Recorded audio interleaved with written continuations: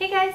Today I'm going to share my tips for keeping kefir grains healthy and alive. So keeping kefir grains isn't necessarily difficult.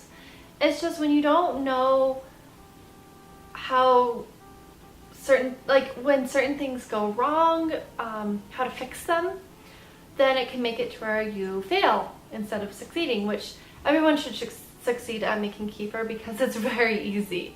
But when your kefir grains kind of go bad, then you are left with not very good kefir or just sour milk.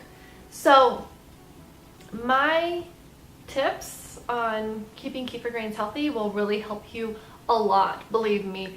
I have gotten so much better at making kefir and keeping them alive since I have learned these different things, and now I kind of feel like making kefir and keeping them alive is the easiest thing ever. And I can give away kefir grains all the time because, even when I'm not making kefir, all the time, I'm still growing my kefir grains. So I can just give them away because whenever somebody needs them, because I'm just always making kefir grains, even if I'm not making necessarily kefir to drink. So my first tip is to feed your kefir grains regularly. Now, regularly is kind of subjective because if you put your little kefir grains in enough milk that's really good, fresh, raw milk, then they could potentially stay alive in there for a good couple of months. But it's hard to tell how strong the amount of bacteria is in your milk for how fresh that goat milk is going to last, or the cow milk, whatever you're using. So I don't necessarily recommend just, doing that. What I recommend doing is keeping your kefir grains in at least a cup of milk. I usually use, a small, pint-sized jar, and I put my kefir grains in there and I refeed them every week. I will, depending on the amount of milk I have and how much I've been making kefir, I will either use the fresh milk that I get or I will use the milk at the end of the week.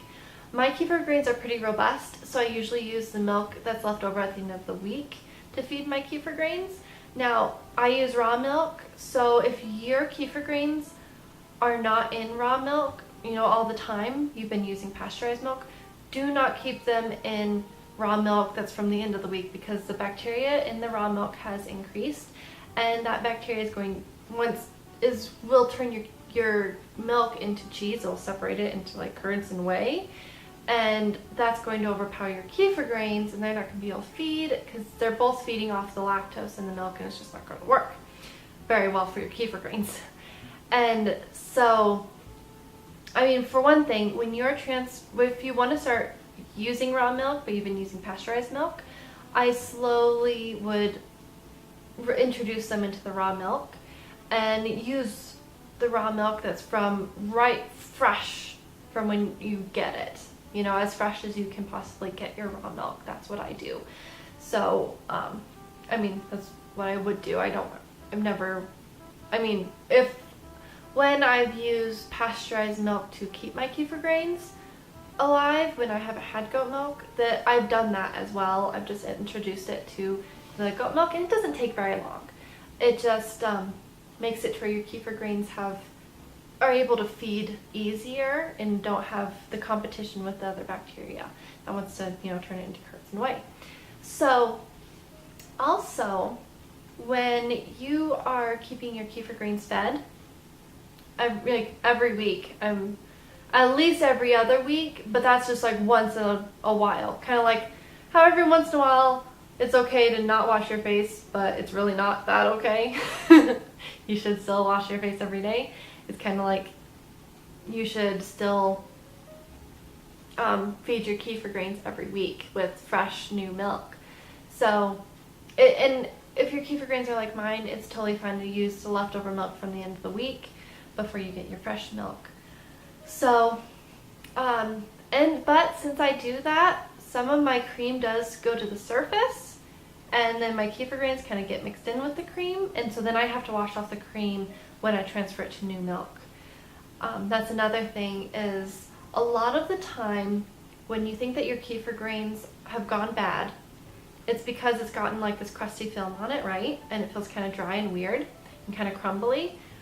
That you can just take right off. Sometimes it sticks onto it really hard where you have to pull it off, or you can cut it off with some clean kitchen shears. But you just clean that off really good until it's, you know, back to the normal kefir grain kind of feeling. You know, it's supposed to be kind of smooth and kind of silky, but firm, kind of like, I don't really know what to explain it. Like, it's like a boba. Like, if you've had boba, it's kind of like that, but like has a lot of bumps on it, like cottage cheese curds, kind of. So you kind of want them to feel like, not like cottage cheese curds, because that's too dry. Because it's not cheese. It's a little bacteria packet. And they're supposed to be kind of mucousy on the outside.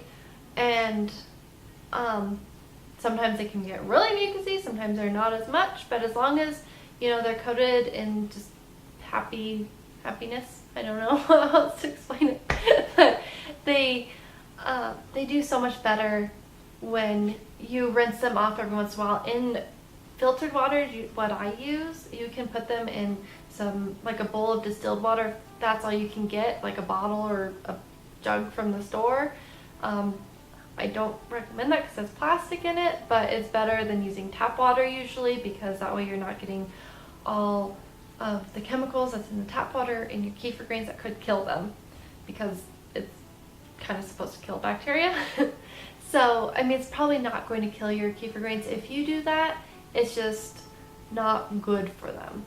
But you can put it in a thing of water, like a bowl of water, and then clean them off in that if you want to.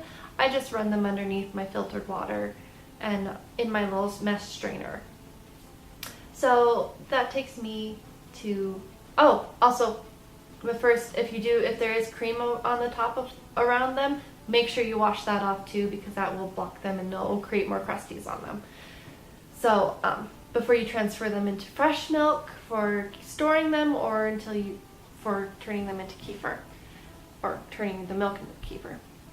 So that also brings me to what kind of strainer you should use. Always use a plastic mesh strainer, not the metal ones, of course, because the metal is not good for them.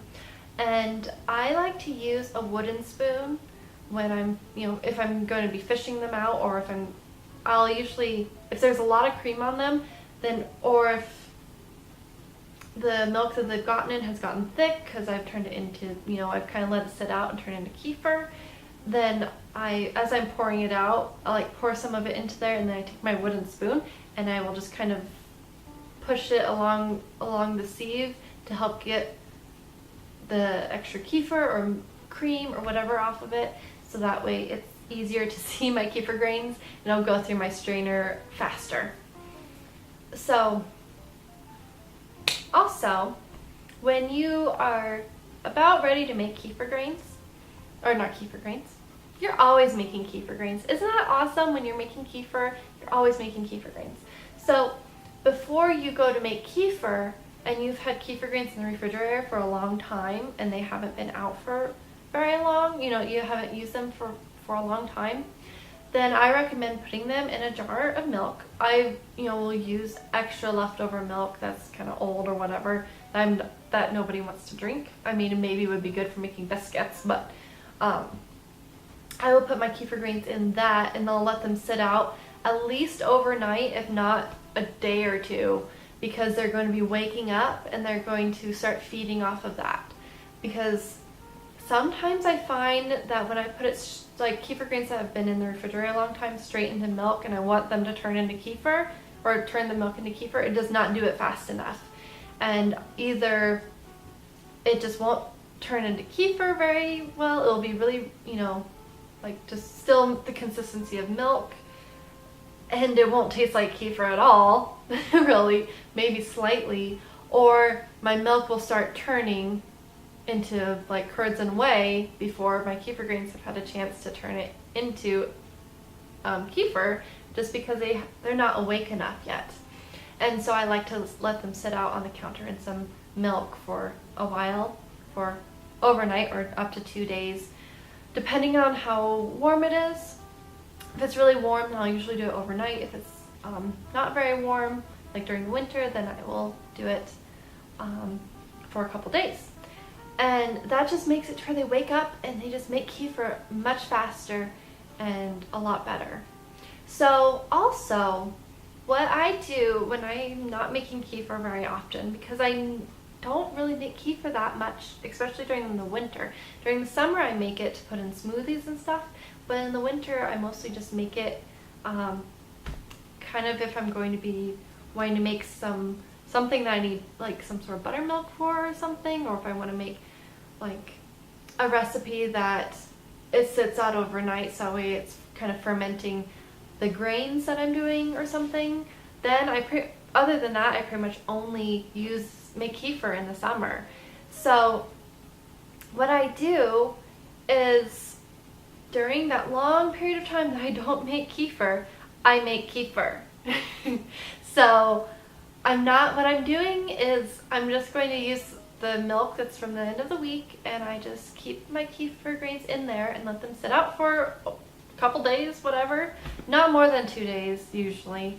But just whenever, like I'll set them out, and then if I remember to, put it in fresh milk that same day, then I will, or if it just depends on what I remember to do.